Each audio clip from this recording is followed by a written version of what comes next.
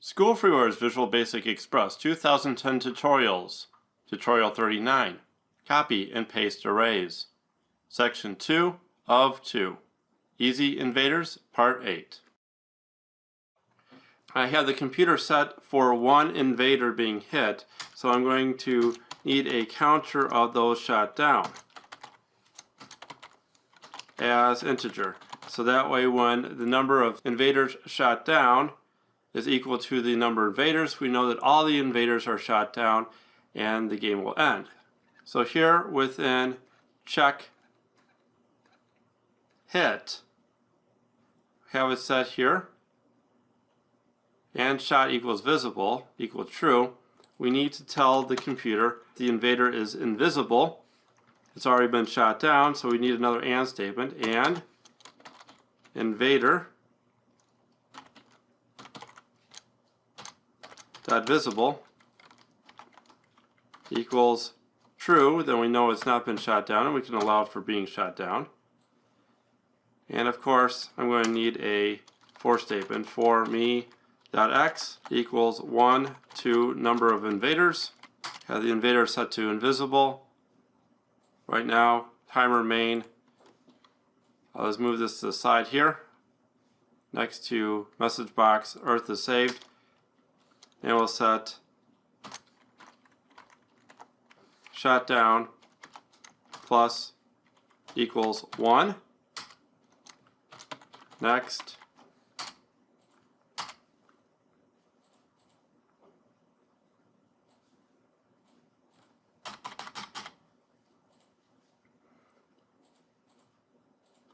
Okay.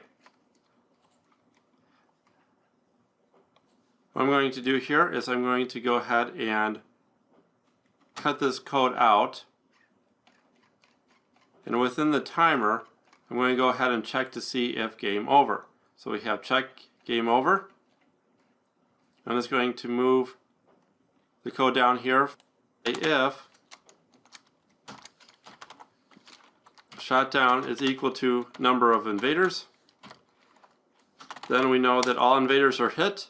Now let's have the timer stop.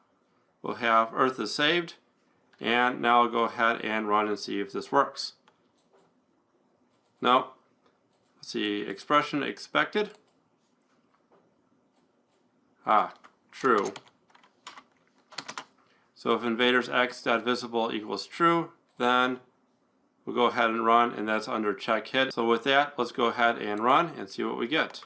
So here they all come, and let's see if I can go ahead and shoot them all down and see if the game will end. Earth is saved. That's very good. It looks like we haven't looped there, so let me go back to check up on this. I see what the problem is. I put the check here under game within the for loop, and I probably should have it out. So I'll go ahead and do that, and now let's try this again. See if that works out better.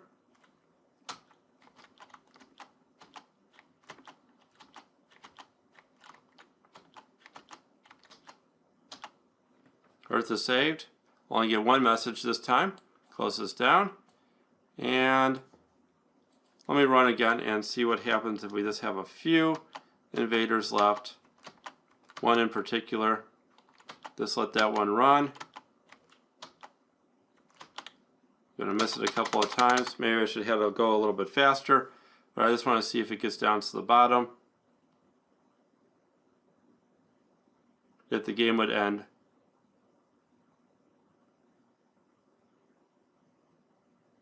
Yeah, game over, Earth invaded.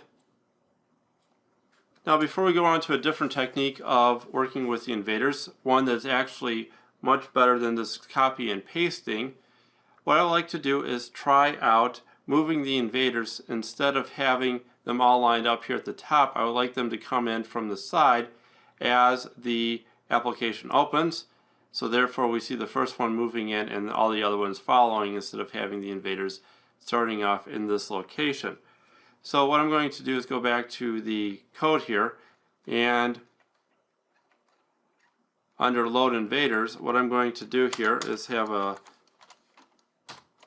another for loop for me me.x equals 1 to number of invaders. We'll set invaders x dot left is equal to, since they're 50 pixels wide, 50 times x minus x times 5. And that should space them out. And let's see what happens. And it says game over, Earth invaded. And I see I have another mistake there. First of all, I have a mistake in here. And what I have here, I see that within this loop, what I'm going to have to do is exit out of the loop. So I'm just going to put in, after the timer is enabled equals false, I'll just put in me.x is equal to num of invaders. Let me go ahead and run, and let's see if this thing stops. Okay, Earth is invaded, and I only get one error. But what is happening is all these invaders are hitting down the side because of a simple little error within the code. And you always have these errors as you program. So what I'm going to do is under move invaders, see here we have the invader drop. The problem is, if you take a look at the code, if the left side plus the width is greater than, like say, me.rectangle width, then we drop down. Same thing goes for the other side. If the invader's x is less than client rectangle.left, then what we do is we'll just simply drop down. The problem is that we set these things off to the side, so they're just going to keep on dropping down until they reach the point where the game is over. So what I have to do is make a simple little adjustment here with an and statement, saying and I write x equals false. Same thing goes here, and I write x equal true.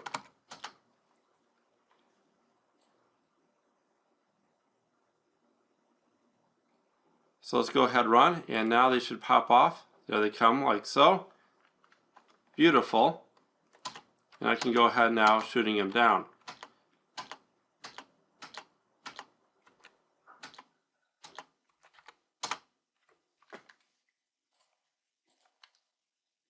One of the problems of using this type of technique is that if we wanted to put in, say, 50 or 60 invaders, we would have to simply copy and paste 50 or 60 times, change the number of invaders, and then constantly add the invaders down here as picture boxes and so on. If we had 2,000 invaders, I definitely do not want to do that. So therefore, what we can use is dynamically adding invaders as necessary.